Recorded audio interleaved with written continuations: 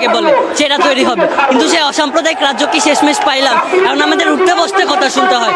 আমাদের দুর্গাপূজার জন্য আমরা মণ্ডপ বানাইতেছি, আমরা মূর্তি বানাইতেছি, মূর্তি মণ্ডপ ভাঙ্গা শেষ।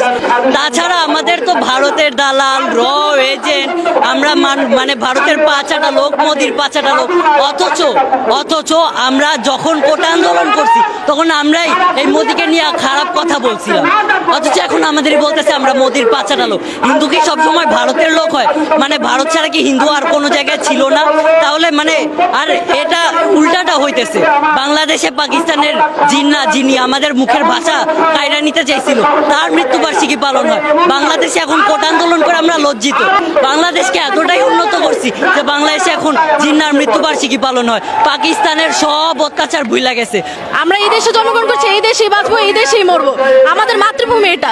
আমরা যদি অন্য দেশে আশ্রয় নিতে যাই সেটা আমাদের দেশের মানুষের জন্য লজ্জাজনক, খুবই লজ্জাজনক। এটা আমাদের দেশে আমরা কোটা আন্দোলন, আমরা স্টুডেন্ট, আমরা কোটা আন্দোলন করে সরকার উপদেষ্টা করেছি।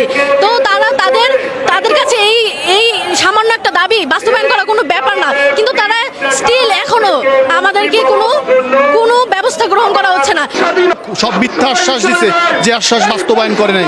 এই যে বৈষম্য বিরোধী দেশ বলা হচ্ছে, যেখানে সবার অধিকার নিশ্চিত করার জন্য ছাত্র জনতার সম্মিলিত যে প্রচেষ্টায় যে দেশ পেয়েছি, আমরা অনেক আশা করেছি যে এখন হয়তোবা আমাদের সংখ্যালঘুদের জন্য কমিশন তৈরি হবে, আমাদের নিরাপত্তা নিশ্চিত করা হবে।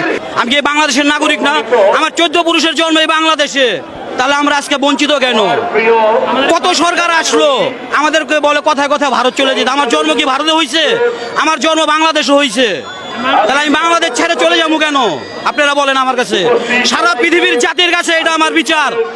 আমার জন্ম, আমার 14 পুরুষের জন্ম এই বাংলায়। আমাদের যে 8 দফার জন্য আমরা এখানে এসেছি, তার মধ্যে আমাদের মুখ্য এবং প্রধান দাবি হচ্ছে আমাদের জন্য একটা সংখ্যালঘু মন্ত্রণালয় হয়। এই সংখ্যালঘু সুরক্ষা মন্ত্রণালয় আমাদের প্রথম চাওয়া।